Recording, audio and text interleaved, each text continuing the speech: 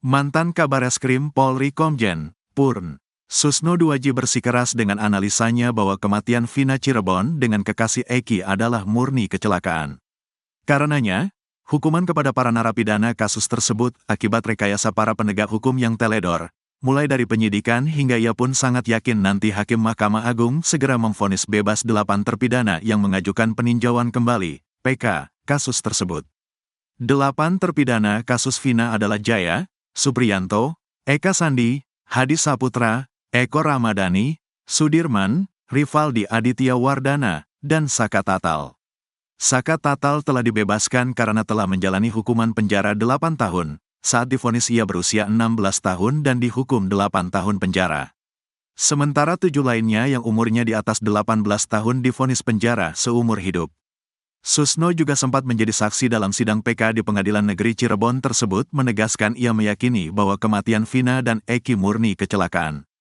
Ia meyakini hal itu berdasarkan fakta-fakta yang terungkap dari pernyataan saksi dan bukti-bukti yang terungkap.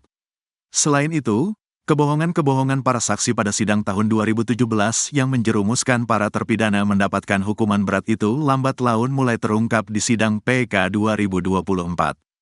Sebagai contohnya kesaksian AF yang menyatakan dia melihat pengeroyokan dari jarak 120 meter dari lokasi dipatahkan oleh saksi ahli. Belakangan sang pengacara mengungkap bahwa AF menyaksikan dari jarak 6 meter. Menurut saksi ahli, pada jarak 120 meter saksi tak akan bisa melihat peristiwa secara detil. Namun saksi AF disebutkan melihat peristiwa tersebut secara detil. Demikian juga dengan waktu pembunuhan terjadi. Dalam BAP pembunuhan, disebutkan peristiwa terjadi pada pukul 21.15 waktu Indonesia Barat. Sementara saksi PK, Widi sangat meyakini bahwa pukul 22.15 waktu Indonesia Barat Vina masih SMS-an dengan dirinya. Kesaksian bohong banyak sekali tapi ini yang jelas, bukan pembunuhan tapi kecelakaan lalu lintas. Karena buktinya makin lama makin habis nyaris tak terdengar, jelas Susno dalam video YouTube-nya @susno_duaji, Minggu, tanggal 13 Oktober tahun 2024, dikutip Tribun Jabar. Selain kebohongan para saksi, kinerja polisi terutama Ibtu Rudiana juga menjadi sorotan Purnawirawan Komisaris Jenderal tersebut. Pasalnya, para penyidik menurutnya bekerja tidak profesional demikian pula dengan jaksa dan hakim yang mengadili mereka. Nampak benar entah sengaja atau tidak adanya keteledoran atau ketidakmampuan aparat penegak hukum baik penyidik, baik jaksa penuntutnya, maupun hakim pada tingkat pertama pengadilan negeri tingkat banding, pengadilan tinggi dan tingkat kasasi sangat mengecewakan ya, jelasnya. Susno menyarankan agar saksi AF serta seluruh aparat penegak hukum yang diduga terlibat memuluskan kasus Vina Cirebon 2016 untuk diberi sanksi.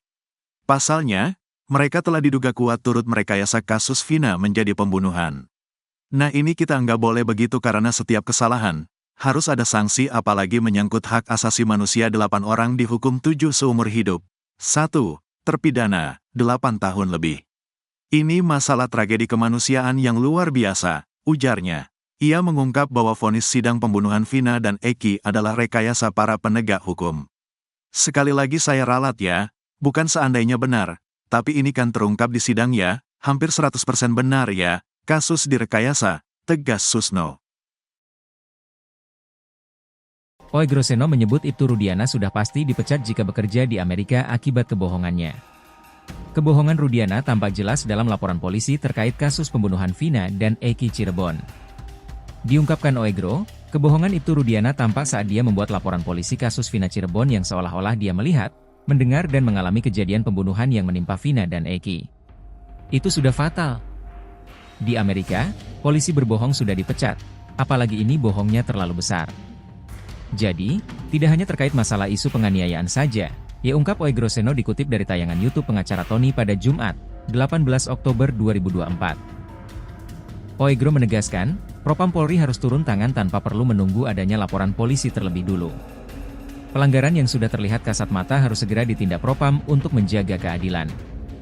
Penyelidikan etika profesi bisa dilakukan paralel dengan proses pidana tanpa menunggu inkrah. Paminal, pengamanan internal, memiliki intelijen yang sangat andal, sehingga penyelidikan lebih mudah dilakukan dengan cepat.